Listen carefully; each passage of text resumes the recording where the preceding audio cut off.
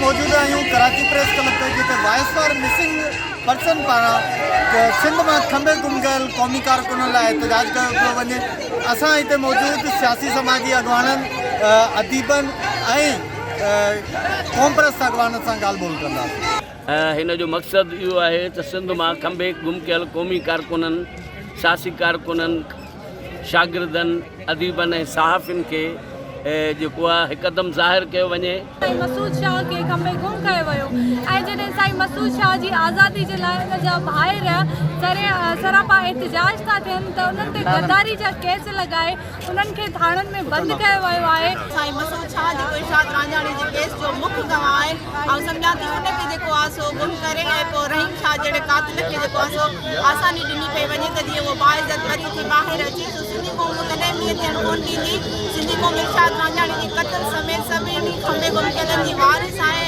सुहेल रज़ा भट्टी के 4 साल थी चुका आहिनि, अयूब कांदड़े के 2 साल थी चुका आहिनि ऐं मुख़्तलिफ़ दोस्तनि खे तमामु घणो टाइम थी चुको आहे। मसूद शाह खे 20 तारीख़ खंबियो वियो आहे, अञा ताईं हुनखे महीनो अची थिए पियो ऐं प्रोफेसर ग़ुलाम शबीर खे हिकु भेरो खंबे 9 महीना तव्हां तहक़ीक़ात करे वरी उन्हनि खे 5-7 ॾींहं छॾे वरी गिरफ़्तार खंबे गुम करे छॾियो आहे। मसूद शाह जो केस साॻियो आहे। मसूद शाह बुनियादी तौर ते मुख्य शाहिद आहे इरशाद रांझाणी वारे मामले जो केस जो ऐं हाणे इहा ॻाल्हि अॼु वाज़े थी वई आहे। घटि में घटि इहा ॻाल्हि वाज़े थी वई आहे चित्री तरह त इरशाद रांझाणी वारे मैटर में मुलविस केर है सीधी तरह।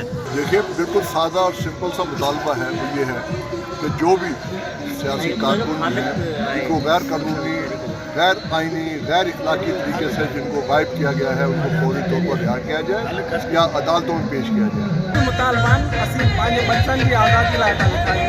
तव्हां छा था सम्झो हिकिड़ी माउ जा 5 लाल जेकॾहिं पंहिंजे घर में जा हुनजे अॻियां हुननि खे थुॾ ऐं लतूं हणी खंबे गुम कयो वञे त छा उनजी माउ, उनजा भाइर या उनजा दोस्त या ॿिया क़ौमी सोच रखंदड़ माण्हू उन सोचींदा हूंदा।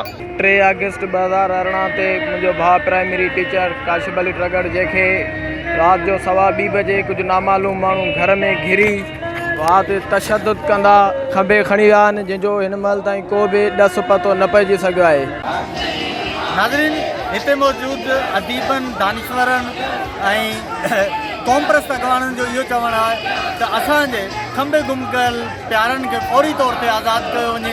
जेसि ताईं हिकु बि माण्हू असांजो खंबियल हूंदो असांजो एहतजाज जारी रहंदो। कैमरामैन जावेद जोन सां गॾु रज़ा काज़ी, अवामी आवाज़ TV कराची। विज़िट कयो अवामी आवाज़ मीडिया ग्रुप जी वेबसाइट awamiawaz.pk